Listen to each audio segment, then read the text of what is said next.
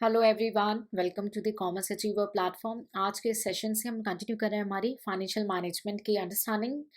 और आज जो हम डिस्कस करेंगे वो है रिस्क और रिटर्न रिलेशनशिप। देखिए, इसमें बहुत सारी थ्योरीज भी हैं, बट आज इस सेशन के थ्रू हम सिर्फ बेसिक कॉन्सेप्ट्स को अंडरस्टैंड करेंगे जो कि रिलेवेंट है आपके पोर्शन ऑफ द एग्जाम के लिए।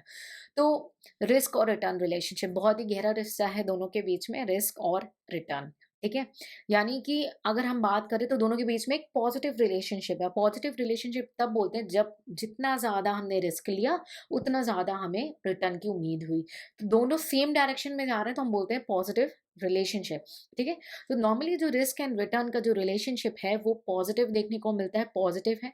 तो जो रिस्क टेकर होते हैं ना, तो उनके लिए क्या है, जितना ज़्यादा रिस्क लेंगे उतना ज़्यादा उनको एक्सपेक्टेशंस होती हैं कि उन्हें उतना ज़्यादा रिटर्न मिलेगा। ठीक है, तो different different shares and securities debentures के रिस्पेक्ट में ये डिसीजन मेकिंग अराइज होती है कि आप कितना रिस्क लेना चाह रहे हो और उसमें से आपको कितना रिटर्न मिल रहा है।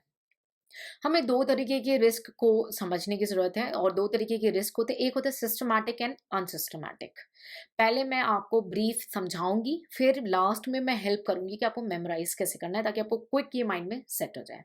सबसे पहले समझेंगे सिस्टमैटिक रिस्क। ठीक है, ये ऐसा रिस्क है जिसका इम्पैक्ट सारे शेयर्स को, ये सारी सिक्योरिटीज को पड़ता है, सारी इंडस्ट्रीज को पड़ता है, सबको पड़ता है। ठीक है, तो ये जब सबको पड़ता है तो ये कैसा रिस्क हुआ, एक एक्सटर्नल रिस्क हुआ। ठीक है, एक एक्सटर्नल एनवायरनमेंट से जो रिस्क आया जो सारे सिक्योरिटीज को इम्पैक्ट कर रहा है एज अ होल, है ना। तो ये सिक्योरिटी मार्केट पे कंप्लीटली इम्पैक्ट करता है, एज अ होल इम्पैक्ट करता है। ठीक है, तो जब बाहर से ये रिस्क आ रहा है, सारी जो है सिक्योरिटीज को इम्पैक्ट कर रहे हैं, तो इसे हम हटा नहीं सकते। इसको तो हमें फेस करना ही पड़ेगा। लाइक एनवायरमेंटल चैलेंजेस उसे फेस करने, दैट्स अ एक्सटर्नल रिस्क। ठीक है, तो क्या ये रिस्क हटा सकते हैं? नहीं। तो इसीलिए इस रिस्क को क्या बोलते हैं, नॉन डाइवर्सिफाइएबल, यानी कि इसको डाइवर्सिफाई नहीं किया जा सकता, कहीं और इसका मोड़ नहीं किया जा सकता, कहीं इसे टाला नहीं जा सकता, इसे बेयर करना पड़ेगा। That's why it's called as a non diversifiable risk. ठीक है, तो ये क्या था, सिस्टमैटिक रिस्क था जो कि एक्सटर्नल एनवायरनमेंट से पड़ रहा है, सबको पड़ रहा है, सारी सिक्योरिटीज को पड़ रहा है, सबको बेयर करना पड़ेगा as a whole. And it can not be switch कि भाई ये रिस्क मुझे पसंद नहीं आ रहा है, चलो तुम ले लो। That's not possible. ठीक है, so it's can not B diversified, it's non diversifiable. अब आई थिंक आपको समझ में भी आ गया होगा और रट भी जाएगा। ठीक है, बिकॉज क्या है ना, बेसिक अंडरस्टैंडिंग। ठीक है, उसके बाद मल्टीपल रिवीजन ताकि वो कैप स्ट्रॉन्ग करे, और कॉन्सेप्ट मेमोराइज्ड भी होना चाहिए भाई माइंड में, है ना। मेमोराइज नहीं रहेगा तो एग्जाम में लिखोगे क्या? और एग्जामिनर क्या देखता है, जो आपने लिखा है उसे।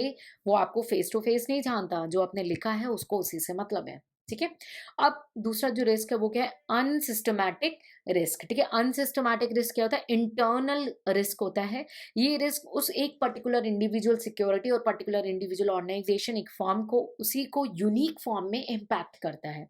ठीक, अब इंटरनल है, यूनिक फॉर्म में उस पर्टिकुलर इंडिविजुअल फॉर्म के सिक्योरिटीज या मार्केट को इम्पैक्ट करता है। ठीक है, तो रिलेटेड हुआ उस फॉर्म से, उस इंडस्ट्री से। ठीक है, तो क्या हम इसे हटा सकते हैं?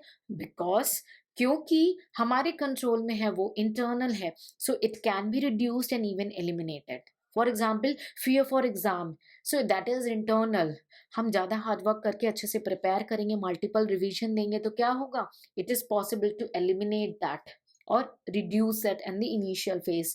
ठीक है, hard work, there is no alternative to the hard work. ठीक है, और एग्जाम की प्रिपरेशन के लिए मार्केट में thousand and number of the book you have, you need a right book, you need a quality content, ताकि उस पे फुल एनर्जी दो, एक ही कंटेंट पे फुल एनर्जी, मल्टीपल रिविजन्स। ठीक है, सो ये क्या हुआ, अनसिस्टमैटिक रिस्क जो आ रहा है ना, अनसिस्टमैटिक यानी आगे अंदर से। अभी क्या है, अभी आप आज पढ़ रहे थे यार, बहुत मोटिवेटेड हूँ, मेरा तो हो जाएगा एग्जाम, कोई दिक्कत नहीं है।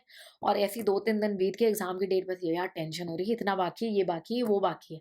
तो ये क्या सिस्टम से आया? नहीं, अनसिस्टमैटिकली आ गया, अचानक से। कहाँ से आया?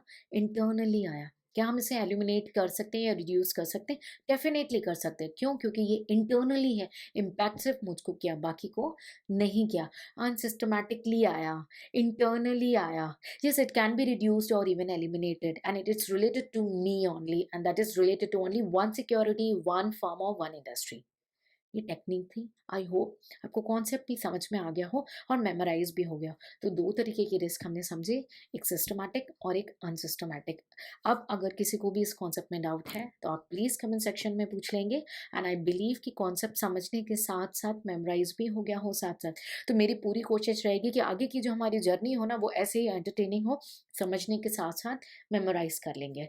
रही बात न्यूमेरिकल प्रैक्टिस की, तो मैंने आपको रिक्वेस्ट किया है, मैंने आपको बताया भी है कि एफएम में पढ़ना कैसे है, थ्योरी को अच्छे से समझेंगे एंड डू प्रैक्टिस। थोड़े बहुत क्वेश्चंस में ऐसा नहीं कि सिर्फ इसी पे करते रहो, बाकी पेपर्स भी हैं, है ना? So I hope the concept is clear. So see you in the next session with the new topic. Till then take care, bye bye.